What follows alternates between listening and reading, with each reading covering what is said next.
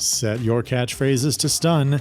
That's right, the line must be drawn here. This far, no further.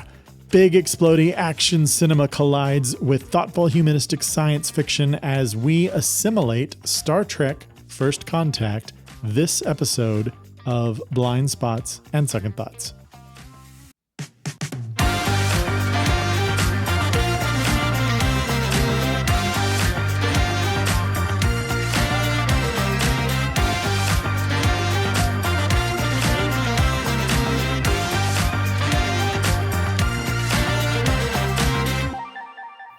Welcome to another episode of Blind Spots and Second Thoughts. I'm Dan. I'm Heather. And today we are talking about the second entry in the Star Trek The Next Generation film franchise, Star Trek First Contact. Woohoo! Heather, what do you know about this movie? I don't know anything about it.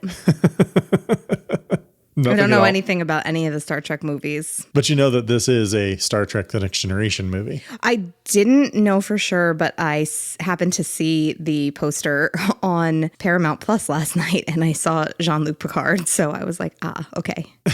Now I know. See anyone else? Or I saw that there were else? other people, but he was very prominent and the others were small. So I couldn't tell who they were. I just got a quick glimpse. Okay. When we last saw the Enterprise D in Star Trek Generations, Troy was crashing the ship.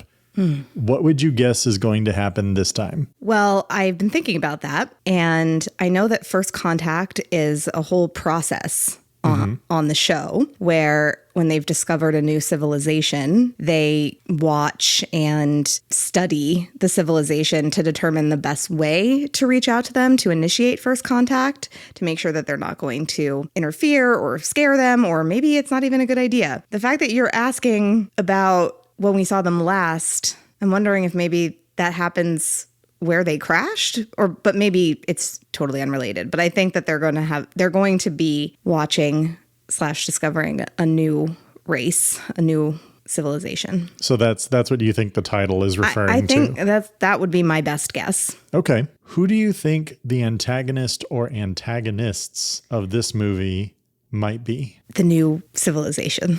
Okay. I don't know. I really don't know anything, so I'm just like, what would I maybe like to see? I have no idea, nowhere else to draw these predictions from. What would you like to see in another Star Trek movie? Well, I just want to see my friends again. But I remember there being an episode on The Next Generation where they had to disguise themselves as members of the group, and I know there were a couple of episodes. That's the one where Baby Newirth had squid hands and makes Riker have sex with her in very questionable consent situation. I mean, yeah, that's a little bit morally gray, but at the same time, he didn't seem that upset by it because he is Riker and he's a horn dog. And I feel like First Contact is something that came up a few times throughout the show. And I remember maybe it was that episode where they decided that maybe it wasn't even a good idea for them to contact them because they were isolated and they were independent. I might be remembering wrong, but I think it could be interesting to see another example or an example of them finding a new civilization and then the new civilization sort of turning on them. Okay.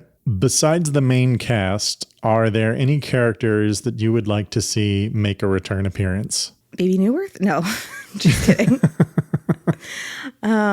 No, I'm mostly just excited about the main cast.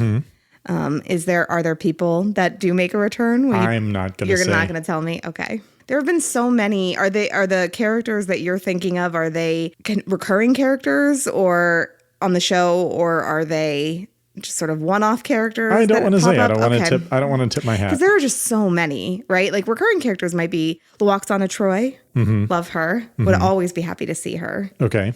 Maybe the main cast. So you mean the main cast of The Next Generation? Maybe some of the characters from Deep Space Nine.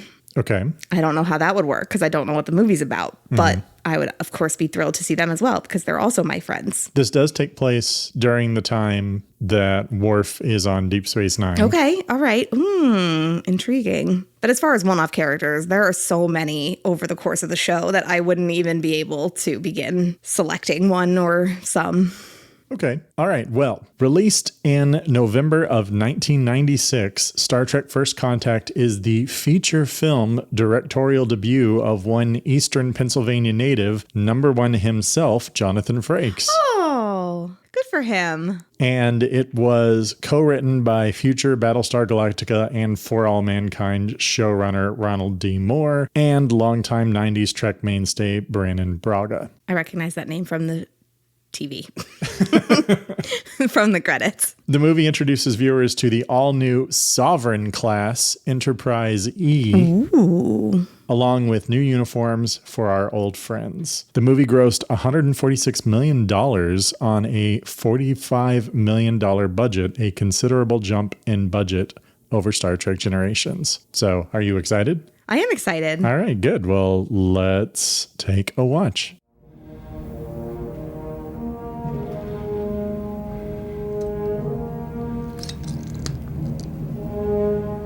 Sacrifice the Enterprise. We've made too many compromises already, too many retreats. They invade our space, and we fall back. They assimilate entire worlds, and we fall back. Not again. The line must be drawn here. This far, no farther. And I will make them pay for what they've done. Okay, Feather. So, Star Trek, what? It sounded like you called me Feather. Feather. Okay, Feather. I mean, people have called me Heather Feather before. What is that? Why? Just because it rhymes. Oh. Heather Feather. There's not like a deeper... No. Okay. Someone once wrote it on my coffee cup. Oh. Like a barista. Huh. So I think it's just a thing. People like rhymes. Anyway, Feather I don't know here. what to do with that. Okay, Heather. So, Star Trek First Contact. What did you think? I liked it because I liked the gang and I thought it was entertaining. I thought it was a little messy, if I'm being honest. Okay. I think in thinking about the movie after we finished watching it, I came to the conclusion that I think the biggest issue that I had with it is that I felt like it was kind of 3 different movies happening at the same time, very tonally different. Okay. So I would say there is the action movie where Jean-Luc Picard is seeking revenge on the Borg. There is a historical drama where certain characters are helping to ensure that history is not changed. And then there is a sci-fi horror movie with Data and the Queen of the Borg.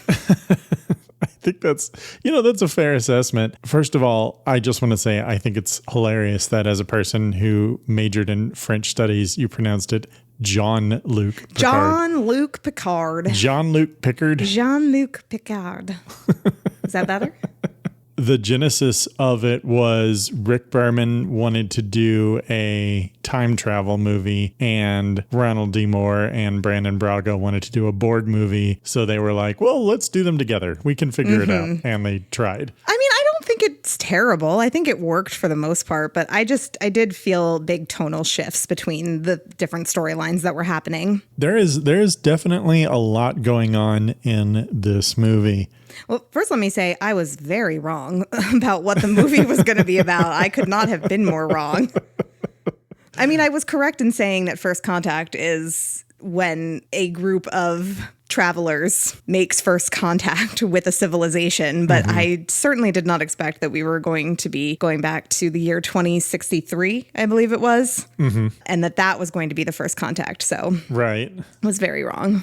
But overall, even though it was a sloppy movie, according to Heather, it was an enjoyable movie. It was enjoyable. That's going to be the poll quote for the box. Sloppy, Heather. I don't say that. And I said messy, not sloppy.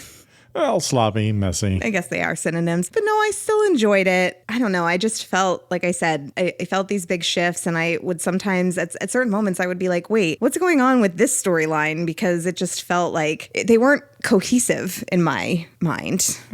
It wasn't a cohesive story. It's a big popcorn movie, which is not really I wish we'd had popcorn while we watched it. in the ethos of Star Trek The Next Generation, which tends to be more contemplative and thoughtful. And there's moments where that happens, and there's moments where you really do get that kind of Next Generation crew feeling, but it's also a big action movie. Yeah, for sure. And I did note certain times where it felt like things were very different than what I had gotten accustomed to with the show. And not always necessarily in a bad way, but just in a way that was noticeable to me.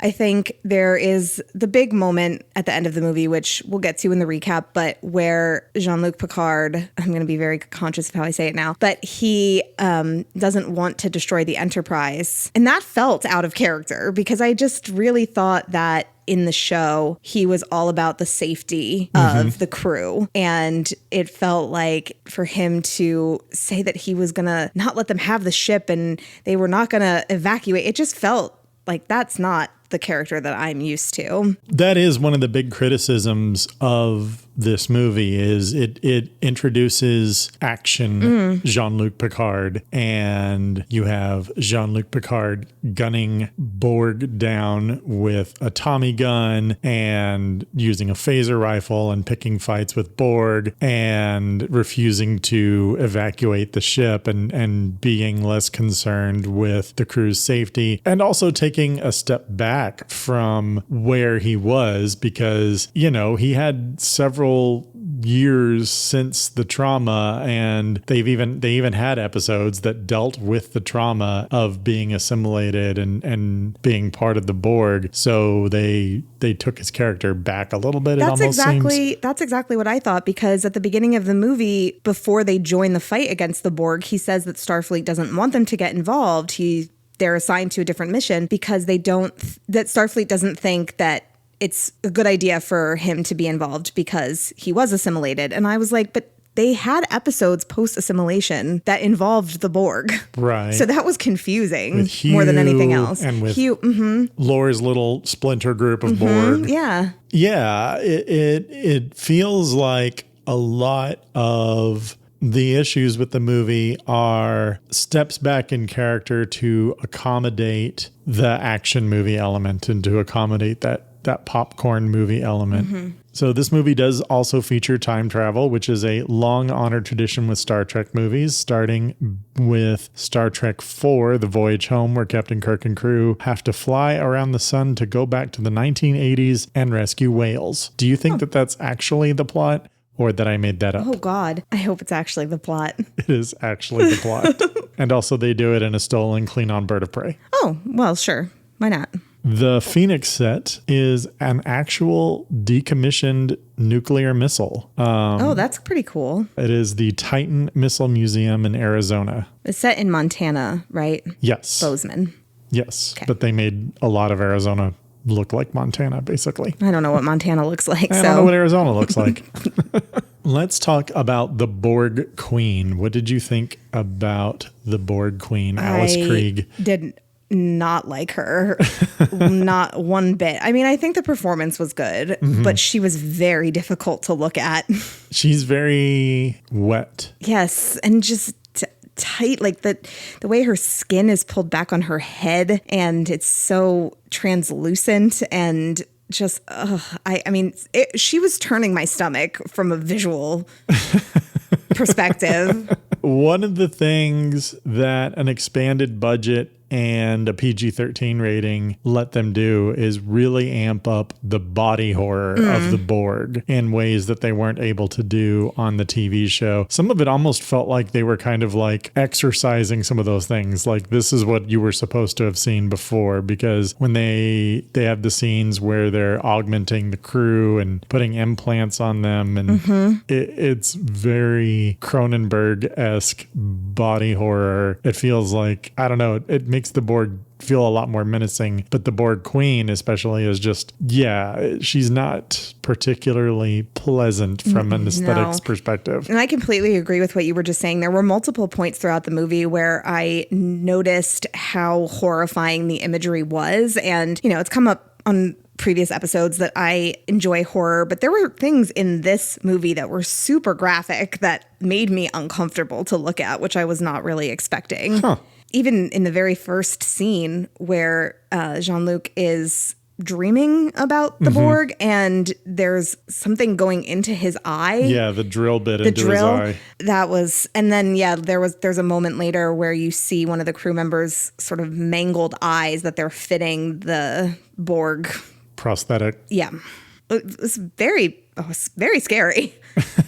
But the Borg Queen was hard to look at. I don't know how I felt about that as a character. Okay. Because I think the thing that I found to be the scariest about the Borg on the show is that they were not, what's the word I'm looking for? Like, you couldn't reason with them. You couldn't rationalize with the Borg. I mean, HEAH, I guess, is an example where a Borg was humanized. But for the most part, the scary thing about them is that they are a hive mind and they are not, their humanity has been stripped of them. And the Borg Queen is not like that. Yeah, you're hitting on a lot of the points that Star Trek fans have been talking about for, 2 decades now. The Borg Queen is controversial because of those reasons, because the Borg is a collective and it's not really a single entity. The thought was that you need an antagonist. You need somebody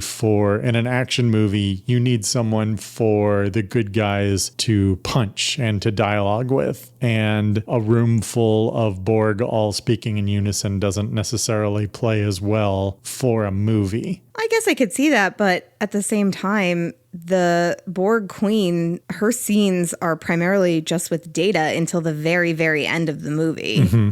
So that doesn't really play into it. I mean, I guess it sort of does because we as the audience know that she's masterminding the plot, which I was kind of a little bit confused. I mean, no, I know it was because they were trying to assimilate Earth in the past to prevent whatever happens in the future. Well, just to assimilate Earth, because it's easier to assimilate Earth in the past as opposed to in the 24th century when they're armed up and everything. Right. And the Borg Queen was masterminding that. I like the interpretation of the Borg Queen in that she's not an individual so much as she's a representative of the collective, as in she's not driving the collective, she is the collective. And there's lines of dialogue in this movie to support that. She has a personality, but you could kind of extrapolate that her personality is the collective. They drive her, not she drives them. There's not a hierarchy so much as she's just a manifestation of the collective. However, full disclosure, I have not seen Voyager or Picard, and my understanding is that those shows kind of run the other direction, and they do more or less establish a hierarchy kind of relationship with Borg queens, multiple queens, and it is more like an insect type relationship where there's a queen who's controlling the hive. And I'm not a big fan of that either, to be perfectly honest. You're right that there are lines in the movie that state that she is the collective. It's the first thing that she says to Data when I think she uses an I pronoun and he says that's contradictory. But I don't buy it. It didn't read that way at all. That they may have been saying that that's what she was, but she seemed like an individual. It's again, it is controversial. The movie is definitely controversial. It is a fun action movie. It's not necessarily great Star Trek. It has all the elements of a good action movie kind of through a Star Trek lens. Like there's moments of it's set in the Star Trek universe, and there are a few Star Trek-y moments where you get to have fun with these characters, but it is largely like the characters have been dropped into into an action movie. I just even feel like, because I know that you and I have talked before, and I don't know if this came up in our episode about the first movie that we watched, Generations, but that there was a shift to make Patrick Stewart kind of more of an action hero type character in the Star Trek movies. We see that on the show at some points, but he still is the character that we know, and his decisions are still... I'm thinking about the one episode that we've described as... The Die Hard episode. Yeah, Die Hard. But he's still Jean-Luc Picard. Right. And his decisions are still being driven by his values that we have seen throughout the seasons. And this just felt like, again, to come back to that moment when he says, no, we're not evacuating, I was like, who is this man? Some of that does have to do with Patrick Stewart. Patrick Stewart apparently pushed for Picard to be on the ship fighting the Borg instead of on Earth and handling the Zephram Cochrane plot. So it is the influence of Patrick Stewart. Patrick Stewart wanted to be an action hero, and that's how we get action hero Picard. All right. Well, as long as he was happy. I mean, I do love Patrick Stewart, so I kind of mean that. Okay, so let's jump right into the movie, which is something the movie doesn't do because you have to watch 3 minutes of opening credits there were a lot that of are opening just credits. an overture and text flying away from you. It's a very pretty overture. I really do like the music for this movie and the theme for First Contact, but yeah, there's a reason that movies have moved away from just having opening credits with nothing happening. Yeah, I was enjoying them at first, and maybe that was, again, just I got excited seeing the names, but then after a period of time, I was like, okay, I'm ready for this to be over now. But then after the overture, the movie does kick right in with the double nightmare fake out.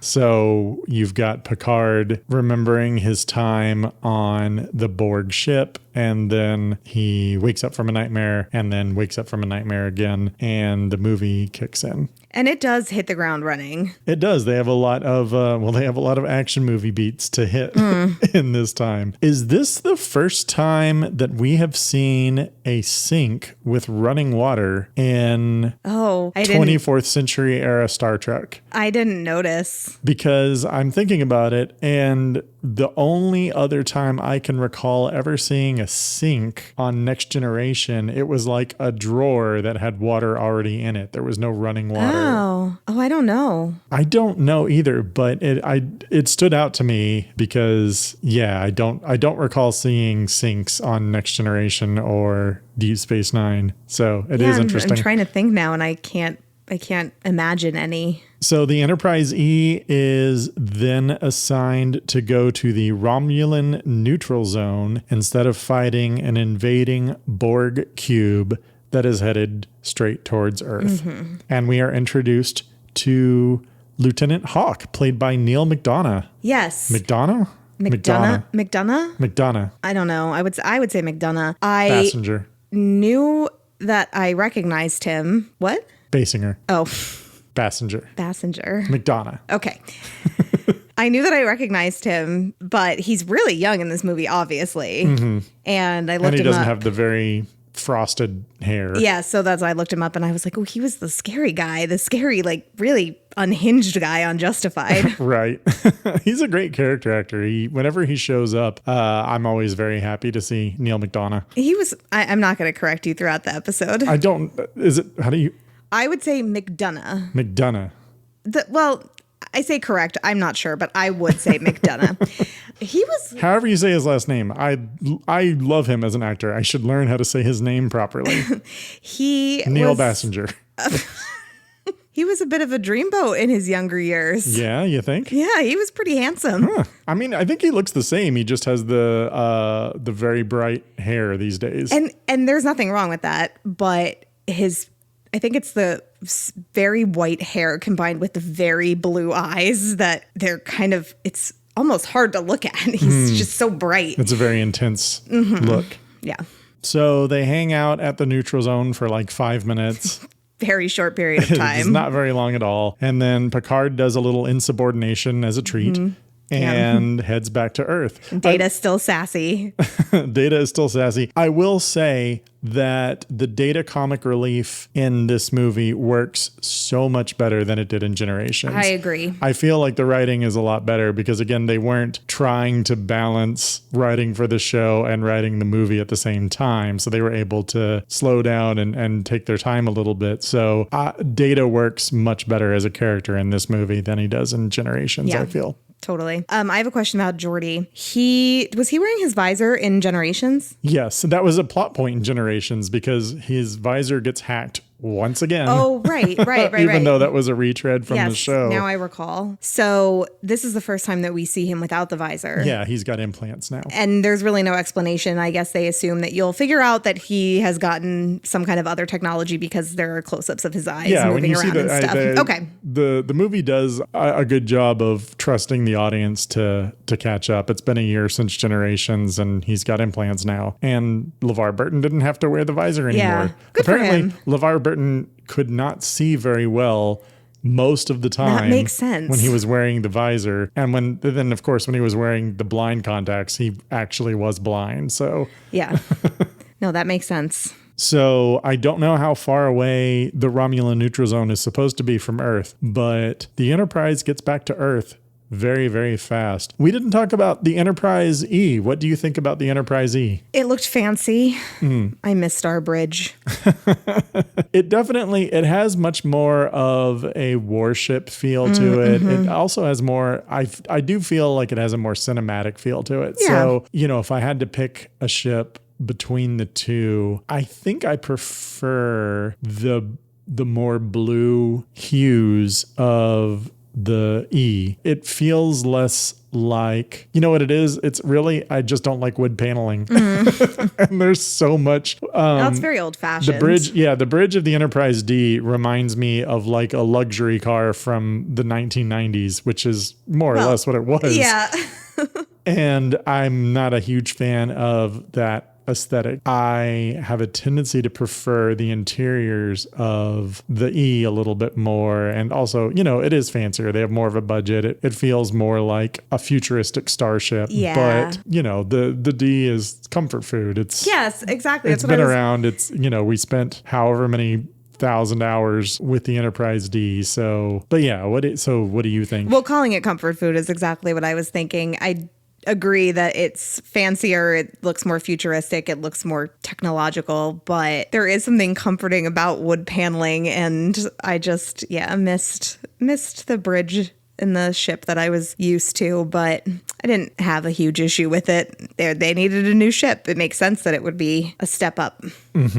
It's actually the Sovereign class is in canon a little bit smaller than the Galaxy class. Wow, okay. And it's also less of that luxury liner conference hotel in space feel to it. Ronald D. Moore has definitively said by the time of the Enterprise E, families are no longer on board. So there's a lot fewer civilians, a lot fewer children. So you don't have to worry about the Borg assimilating a bunch of kids. I didn't even think about that. We didn't see any kids, so I forgot about their existence. Hey, just like Worf and his kid. Yeah, right? Well, speaking of Worf, when they make it back to Earth, we meet the Defiant.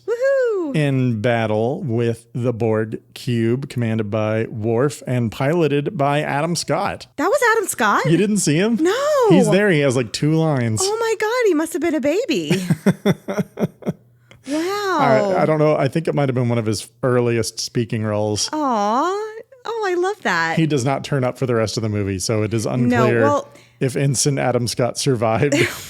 Fingers crossed. I was wondering if it made sense that nobody from Deep Space Nine would have been on the Defiant as part of this mission. Yeah, you'd think at least Jadzia would be on the ship, or maybe O'Brien. But, well, first of all, that's more budget, and then that's more people you have to explain away, like where did they go, and then why is Jadzia not helping out with the Borg invasion? So it does make sense that they weren't there. I mean, I really would have loved for more characters from Deep Space Nine to have been part of the movie, and I don't know how this would have worked, but there is definitely definitely a connection between, Deep Space Nine and the Borg, because that's the whole thing with Sisko, that his wife was killed in a Borg attack when Jean-Luc Picard was assimilated. Right. So that could have been an interesting to be aspect fair, of the story, to be fair. if they didn't want Picard anywhere near the Borg, I guess that is true.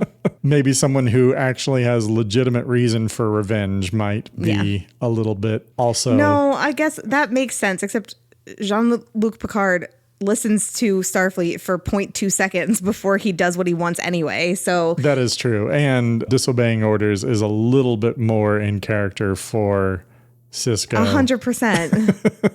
But I understand why they weren't there. I wished that they could have maybe made that work. So the Enterprise shows up at Earth. The fleet is in disarray, and Picard just immediately takes command.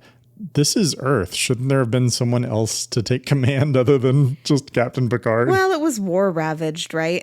I guess. Not really, though, because the Borg cube had just barely made it to Earth space. So I feel like there should have been more ships or a better defense. Oh, you mean takes control? He takes control of the fleet, right? Yeah. Okay, I was thinking about Earth itself. There should be someone higher ranking. No, this is before they travel back in time.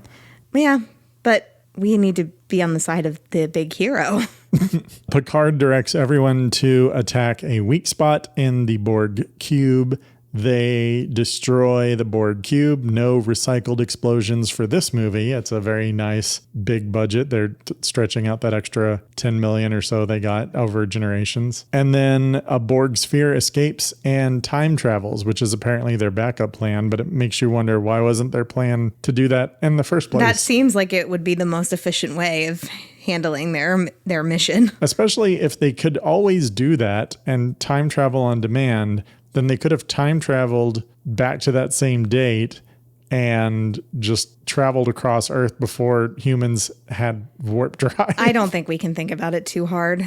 The Borg go back to 10 years after World War III, which means World War III is in about 25 years. So look forward to that. And we meet James Cromwell and Alfre Woodard playing Zephram Cochrane and Lily. Lily, no last name. She has a last name. I think it's Sloan. Oh, it was on in the Memory credits? Alpha, but I don't know say anyone it in the ever movie. says it in the movie. Yes, I remember you seemed confused about Zephram Cochrane's name. Not confused, but just that's an interesting name. It's a unique name. It was established in the original series. The inventor of warp drive was established in the original series. There were canon elements about him that they kind of ignored from the original series, but they kept the name and then they built more around his character. Yeah. And James Cromwell is always up for Star Trek. He's played like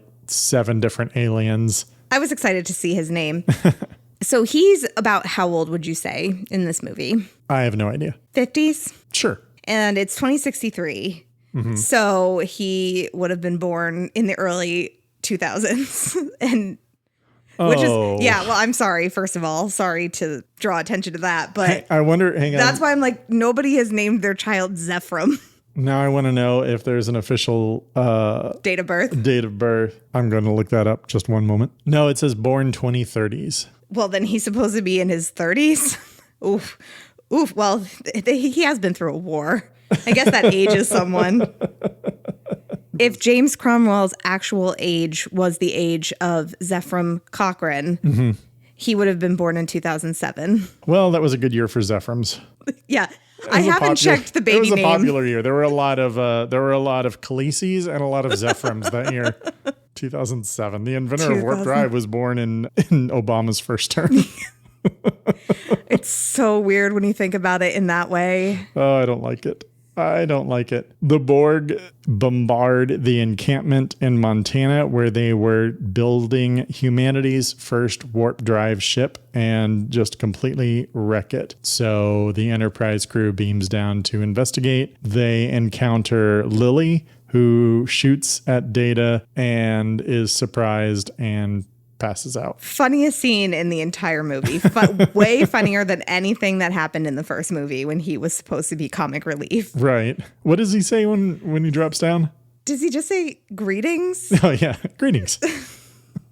He gets shot in the back, then he turns around and he gets shot in the front, and he just says, greetings. Lily passes out and has radiation poisoning, so Dr. Crusher has to take her back to the Enterprise to work on her radiation poisoning. But then the Borg start to take over the Enterprise, and the horror movie, the zombie apocalypse movie starts. It really does feel like Frakes is trying out a bunch of different genres here, and there are a lot of zombie movie elements. I would be curious how much of the feelings of there being different genres included in this movie is his directing versus the writing and the different storylines that they're incorporating. I mean, I would say that there's definitely different feels for, like you said, there are different movies and they do take different things. Like the horror movie scenes are shot like horror movies, and the fun next generation-y moments are shot like fun next generation-y moments. So I don't know. I would say, the direction is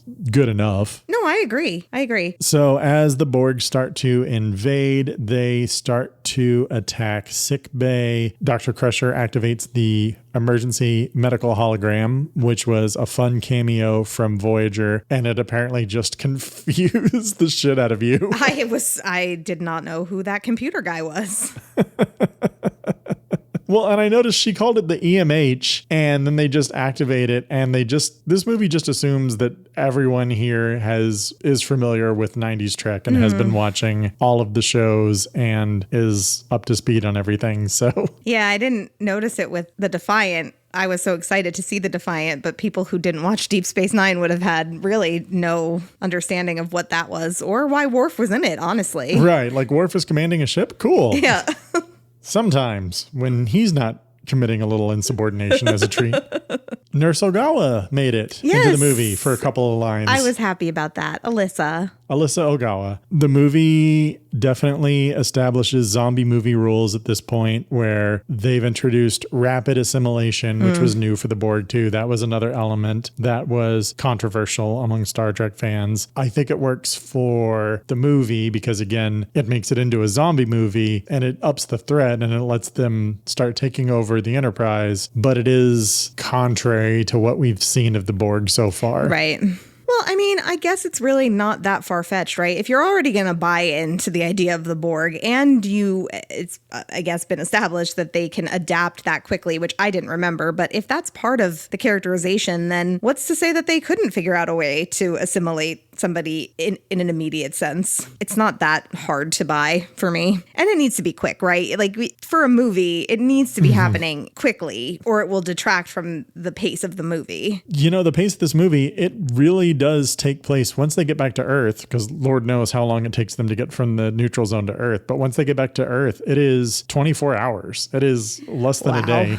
Yeah. Well, yeah, because we know that from the Phoenix launch. Yeah, they get there at night and the Phoenix launch is at 11 a.m. So yeah, the whole movie. Well, I don't know how long there is after the end of the final climax of the movie when the Enterprise gets patched up and the Vulcans show up. But the bulk of the movie takes place in, I don't know, probably like 18 hours. Yeah, that's crazy. So Action Picard leads the assault team. Data gets android napped. This scene felt like it borrowed liberally from Aliens when they were walking down the corridor and it's been Borgized. It felt a lot like the scene where they're investigating Hadley's Hope and parts of the colony have been xenomorphized. I don't know Aliens as well as you do, but sci-fi horror for sure. Picard gives the zombie movie Mercy Kill to some random yellow shirt guy. Yep. And then Data gets kidnapped, strapped down, and you start to hear the voice of the Borg Queen interrogating him. One of the things that stood out to me, this is the first first time, I believe, that we've seen non-human Borg drones. Most of the time, Borg drones are just like dudes in makeup and they just look like humans. This time, there's very explicitly non-humans that have been turned into drones. So I thought that was a nice touch to utilize the budget and make the world feel a little more realistic and fleshed out that they can't do on a TV budget where they're making 26 episodes a year. Meanwhile, the fun crew on Earth. Oh, well, we didn't talk about Riker and drunk Troy. So we have the scene where Troy is talking to Zephram Cochrane and is drunk on tequila. At a honky tonk. At a honky tonk. I take issue with the fact that Troy doesn't know what tequila is because we have established that she is a huge Wild West fan. Oh, true. She loves the ancient West and is way into Wild West stories. So, but do they drink tequila in the Wild West? Yeah. Oh, I'm not a big Wild West fan, so I didn't know. Absolutely. I thought they drank, oh no, rum is pirates. I don't know. No, it's tequila. Tequila is the Wild West drink from Mexico. So, but the fact that she hadn't heard of it, I could understand maybe she's only ever had like the synthahol version of tequila, but she says something called tequila, like she's never heard of it before. I take dramatic That's a very issue fair with point. that. I didn't think about that. But it is a fun scene, and Troy has something very fun to do. It is really fun, but this is where I felt this big difference in tone is that Deanna is drunk at a honky tonk and James Cromwell is dancing and Riker shows up and he's just amused by the whole thing. And meanwhile on the ship, there's like body horror zombie movie. Yeah, exactly. I'm like, there is a bit of a tonal contrast there between the A story and the B story. The fun crew, Geordi, Troy, and Riker, they have to talk Cochrane into going for his flight to attract first contact. Title drop. Meanwhile, the Borg assault continues back on the Enterprise. Picard runs into Lily, who escaped from sickbay, and basically takes a few minutes during their escape to give her a crash course on Star Trek while trying to avoid getting vaporized. Yes, that was good of him. I did like the line, money doesn't exist in the 24th century, except for all the times that it does. Yeah.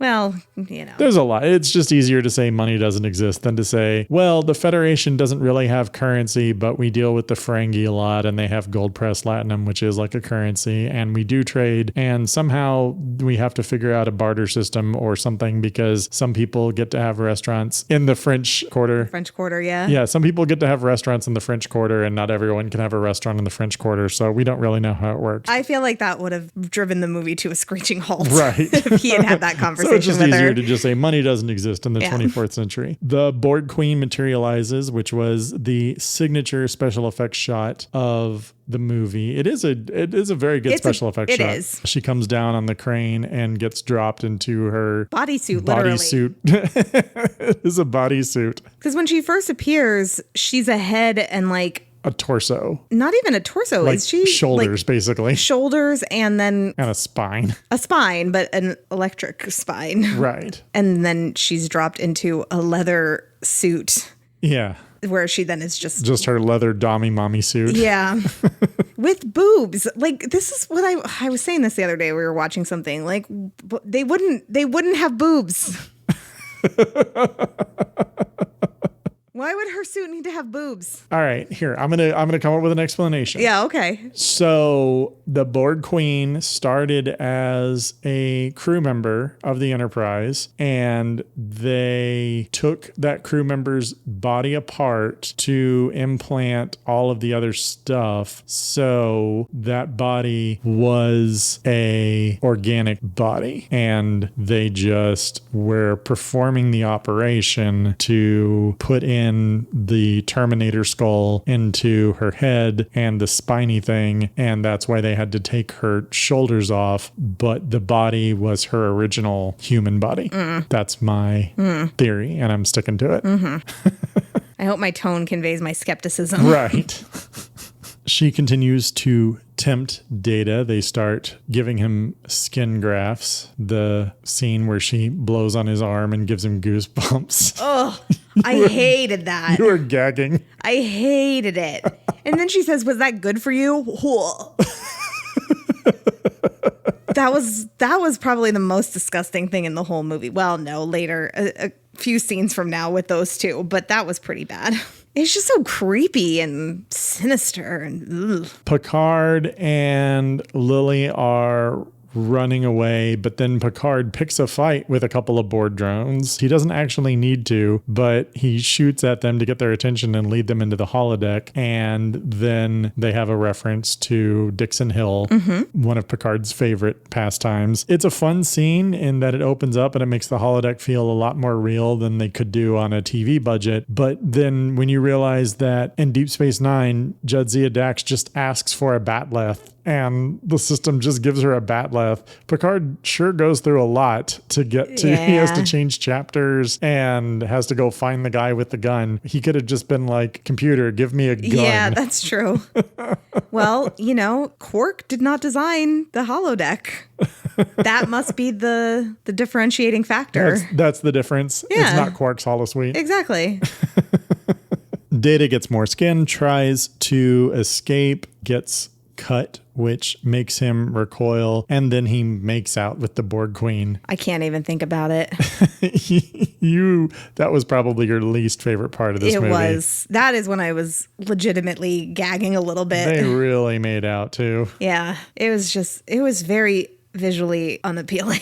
Picard figures out the plan to use the deflector dish to send a signal to the Borg collective in the past. They go to the hull and have the fun spacewalk scene, which is a fun scene. Yes. R.I.P. Hawk. We barely knew ye. Yeah, for sure. I was wondering if he was introduced as a character so that it would make sense that he was on this mission. He's a bridge officer who's been named, who's been interacted with by the main cast. So it would make sense that he would be there, but to be killed off. Right. Because we can't kill off any of the main people. Exactly. So he was a sacrifice. Yep. Action movie Worf really takes that blade out very quickly for a man in a spacesuit. He just whips it out. And I'm like, you're not worried about cutting your spacesuit? Like the Borg just ripped your knee and you've got a big old blade back there. But he was very confident in his blade handling skills. Well, he is Worf. And Picard has a lot of faith in his aim when he pushes himself all the way across the dish and makes it to the other side. Yeah, that could have gone very badly. That could have gone very badly. Picard just floating in orbit forever. But then Worf gets the action movie line, assimilate this. Yes. And that was if I remember, that was in all the trailers. Oh, okay. I would just like to know at this point that, as you mentioned, Worf's suit gets a hole in it. So he is at risk of depressurizing and running out of oxygen. And I was very worried about him. Obviously, I knew that nothing bad was going to happen because I believe that we're already post this movie on Deep Space Nine. So I knew he was okay, but I was still worried about him. And he has he's cut off the arm of one of the Borg and tied it around his leg, which I called a Borgakit. A Borgakit. A Borgakit. Yeah. Makes sense. Thank you. So back on Earth, Zephram Cochrane gets the hero worship from Geordi and Barclay. Barclay! I didn't recognize him at first, which I was so disappointed by, and I feel like you were disappointed in me. And that's why I was very heavily hinting in the intro. I'm like, is there anyone you would want to see? Any returning characters or regular characters? You're like, oh, Loxana Troy. Yeah, no, I didn't. Well, there are a lot of people. I mean, she's in this technically. She's the voice of the computer. Yeah. I didn't recognize him out of his uniform, and his hair is kind of loose because I feel like he's always very proper on the Enterprise. It was when I heard his voice that I realized who it was. And then I got very excited because I love Barclay and I want to put him in my pocket. So he has a fun scene. They give Cochrane the hero worship that freaks him out, but after Riker stuns him, they manage to talk him back into the cockpit. Riker has the heart-to-heart with him in the cockpit of the Phoenix. That's a fun scene. That feels a lot more like Next Generation, where you have the conversation where someone is saying, I'm not really the paragon of humanity. I'm just trying to make a quick buck. And Riker is saying, have faith in yourself, essentially. And and using his own words from the future against him, which, seems like a violation of the... Well, they're already violating the rules of time travel so much. They have told both Zephram Cochrane and Lily a lot about the future. Right. So, that's just one more little thing. They are going to have a very, very long talk with the Department of Temporal Investigations once they get back. A couple things about the Zephram Cochrane storyline. Well, the first is when they have this heart-to-heart in the Phoenix, him and Riker. He says that, he wasn't doing it to be the savior of humanity. He was creating this vessel to make money. And he mentions that he wanted to be, use the money to be on an island somewhere surrounded by naked women. And, he's confessing this. And I'm like, well, you're talking to the right person, because Riker's not going to judge you for that. He's going to be like, and what's the problem? Right. Riker's like, I know a whole planet. I can take you there. The other thing is, I had a moment where I thought when Cochrane was very resistant to the praise that he was receiving, and he runs away and is trying to, just escape the project and the crew and everything. I had a moment where I was thinking, I thought briefly that perhaps he was not the mastermind of the Phoenix. I thought for a minute that it might have been Lily. I think, he's the engineer behind the warp drive, but Lily built the ship. She does mention having to scrounge up enough titanium to build it. And then I obviously realized that it was just because he was uncomfortable with the disconnection between how he felt about what he was doing and how the people of the future are going to see him. And that makes sense. But that would have been an interesting idea if he was credited for something that he didn't actually do. Like, that's just kind of an interesting concept. It's an interesting concept until if you stop and think about it, then it's like, oh, wait, no, a white man ushered in the brilliant utopian future of humanity by stealing an idea and taking credit for a black woman's work. Yeah, no, that's exactly why I mean that it's interesting. And then when I thought about it more after the movie was over and I realized that my impression had been wrong when I thought it was going in that direction, I thought, well, this is a 2024 idea to pursue. It makes sense that they wouldn't necessarily have been thinking about doing that in 1996. But yeah, this idea that, this gets touched on maybe a little bit, I'm thinking, in Doctor Who, just the idea that there are historical figures who were swept under the rug and white men did get the credit. Mm-hmm. And so exploring what it would mean to go back in time and realize that was not the case, that what history had said was not accurate. Like, we have movies that showcase the people who were not credited in their time. And I don't know that I've seen anything that's about time travel and people realizing that what they thought was true wasn't true. Back on the Enterprise, things are going very poorly. The Borg are continuing their takeover of the Enterprise. Picard orders the crew to stand their ground instead of an evacuation. Worf confronts him, has a point, gets shot down once again as the ultimate Worf shoot down. And it's a very angry one too. He calls him a coward. Jean-Luc Picard calls him a coward. Johnny. Sorry. I'm just very excited. Jean-Luc Picard calls Worf a coward. There is no greater insult. Right. And Worf responds in kind, which leads, though, to Picard and Lily's Moby Dick scene. Mm-hmm. This scene, even though it is a step back for Picard's character, and it feels like this is where, okay, Picard is finally coming back to being Picard, that everyone actually likes, the character that everyone loves. It's a very good scene. It's very well acted between Patrick Stewart and Alfre Woodard, even though you had to butcher Jean-Luc Picard's character to get there. Yeah, I love her storming into the room and just going, "You son of a bitch." It's a good way to introduce the scene.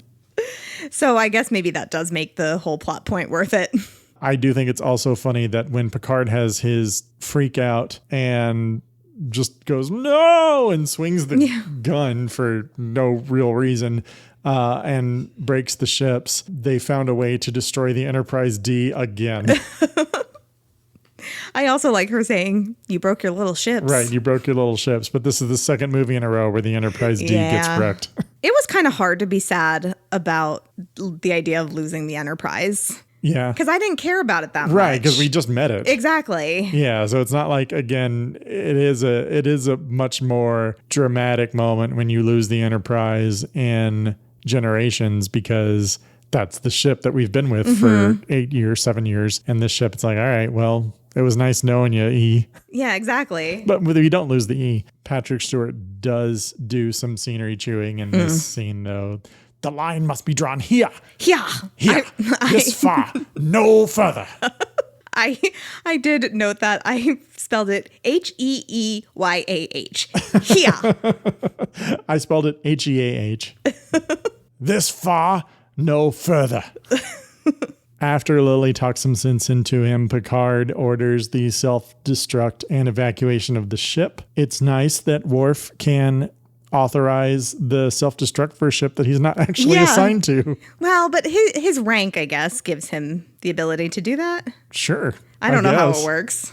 They had plenty of time to transfer his command codes and everything once they... I don't know how it works. I don't know how it works either. I was just like, sure, why not? The Phoenix flight takes place. Picard goes to rescue Phantom of the Data. Yeah, because his weird human skin over his not human skin. Yeah, and he has the eye prosthetic. So he does look like Phantom of the Opera. Picard tries to offer himself to the Borg Queen, but is rebuffed. Data fires the torpedoes, and there's a very long pause to find out that he just shot the torpedoes. He was being a scamp. Way behind to distract the Queen so he could run over to the tubes and smash the thing and release the Chekhov's gas. Yeah, he was being a rascal. Data. Picard, action movie Picard, climbs up and holds on for dear life. The Queen tries to get him, but Data emerges from the cloud and drags her to hell, and she dissolves in full PG-13 glory. It's a pretty grisly death. Was not sad to see her go. Aliens land and make first contact, and it's the Vulcans. It's the because Vulcans. Of course it is. The movie was very cagey about it. I was wondering if that was pre-established, that Vulcans made first contact with Earth. It had not been before this movie. I was wondering who it was going to be, because I was thinking it has to be somebody that we know. They ran a lot with it in the TV show Enterprise. Zephram Cochrane appears in Enterprise, played by James Cromwell, who it seems is always up for Star Trek.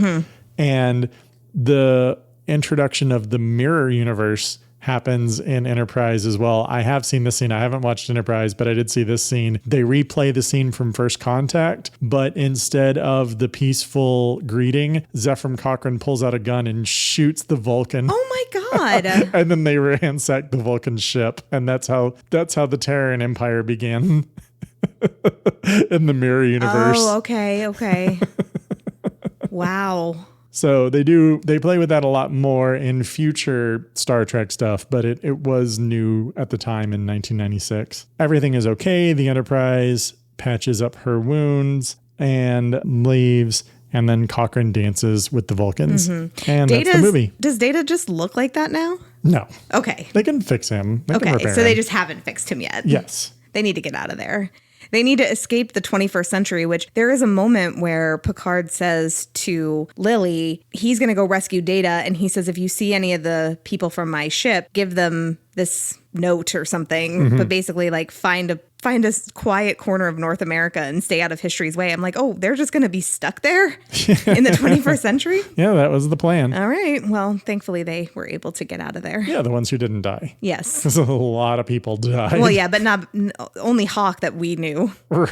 Just a lot of extras. We only met him at the very beginning of the movie, so who cares? A lot of extras died. Yeah. And once again, another Star Trek movie where Beverly Crusher has nothing to do. Yeah. They really... She had one scene where she gets to activate the emergency medical hologram and then run away. And then she has the scene where she is scared and tells Lily that the captain's issued his orders and that's it. And she, other than that, she's just sort of there. But, and I think we talked about this when we talked about Generations, where Crusher really has nothing to do, but then Deanna also really doesn't have anything to do. She has maybe a little bit more to do. She has some fun scenes and they stand out. They stand out. They gave her stuff to do that was fun. Well, but that's the thing, is that she's there and, you know, her scene is memorable because she's drunk and it's funny. Mm-hmm. But then when it comes to the actual meat of the storyline, which is because she's on Earth with Riker and Geordi and Cochrane, it's just Riker and Geordi who are actually talking him into it. Yeah.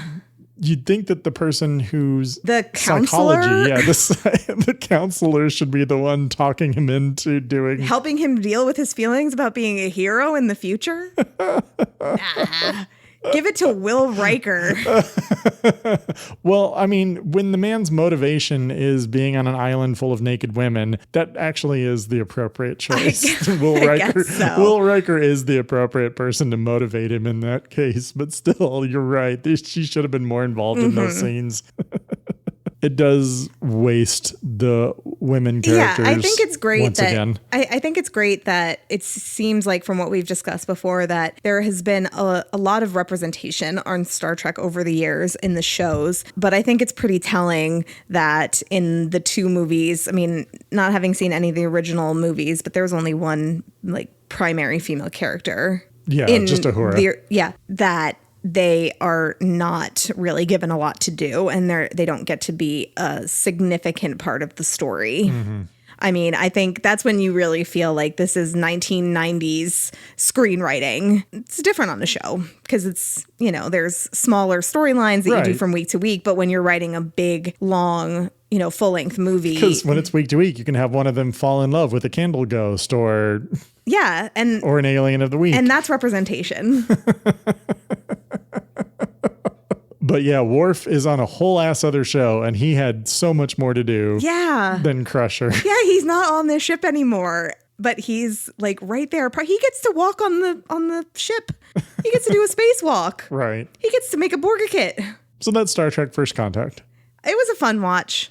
It is. It's fun. It is a fun watch. It is. A lot of people point to it as the beginning of this era of Star Trek, of action movie Picard, and emphasizing sci-fi action over the heady philosophical instances of it. And I think in hindsight now, you can point back to, yes, this movie was wildly successful, and that probably did have an outsized influence on the franchise, especially when they picked it up in the 21st century. It's a fun movie. It's a lot of fun. There's fun moments. It's not like Generations. Like watching Generations for me was painful and not fun. And this is a fun watch. Yeah. You just have to, you know, it's like all of the things that you love about Star Trek The Next Generation, but you can have a brain injury and still enjoy it.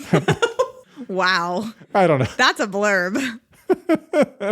Well, first of all, throughout my notes, I called James Cromwell Jimmy Croms. Jimmy Croms. I wrote, I really wish the guy who initiated the salvation of Earth and humanity wasn't wearing that outfit. His weird little backwards hat. With a leather belt on it. No, thank you. I liked the moment when Lily has escaped from sickbay and she runs into Jean-Luc, she is holding him at phaser point. And when he talks her down and gets the phaser, he tells her that it was set at maximum setting and he would have been vaporized. And she says, well, it's my first ray gun. Yeah. That was funny. And I am mildly annoyed that the way she hands it to him, they do kind of hit the trigger button. So she also says when she learns that the antagonists are the Borg, she says it sounds Swedish. And then she sees them and she says, oh, definitely not Swedish. And I said, that's a little presumptuous to say none of them are Swedish. We don't know their background. They just don't fit with the aesthetic, like an IKEA. Yeah. They don't have the IKEA aesthetic. And that is probably what she was thinking of. Because if any furniture store survived World War III and the apocalypse, it's IKEA. Yeah, well, true. Truer words have never been spoken. The little escape pods that they have, those are new, right? Because they've never shown escape pods we never saw escape pods on Next Generation because they never needed them for the D. There were some escape pods in Deep Space Nine, but they're for different ships and different times. So. Well, they were adorable. They were like the Enterprise's little babies flying away. I have a very, very specific memory of 15-year-old me going to see this movie and sitting next to a middle-aged woman who was just so excited about the movie and was speaking at a very high volume to her neighbor and commentating through the whole movie and saying a lot of things. But I do explicitly remember her seeing that scene and saying, oh, they're like little self-contained space pods. Well, yeah. I mean, lots of spaceships have escape pods. Yeah, but she just said self-contained space pods. I remember that specifically, that woman. And I hope she hears this and knows that she is a terrible person to sit next to at a movie. Maybe she's learned. Maybe she's stopped doing that. Probably not. Probably not. Probably not. There's a moment when Data says that he's feeling anxious, and I think Picard tells him he needs to turn off something. Turn off his emotion chip. Turn off his emotion chip. Mm-hmm. And he says, okay, done. And Picard says, I envy you. And I was like, I envy him too. Right. He was anxious and he just turned off his emotion chip. And also on Data, at the end, when he sends the torpedoes, is that what he sends at the ship, at the Phoenix? Before we realize that he's doing a little trick, I said, Data being manipulated into being evil. What else is new? Happens so often. Right. The last kind of stray thought is that Jimmy Croms is lucky he didn't ruin the future by trying to teach the Vulcans to dance.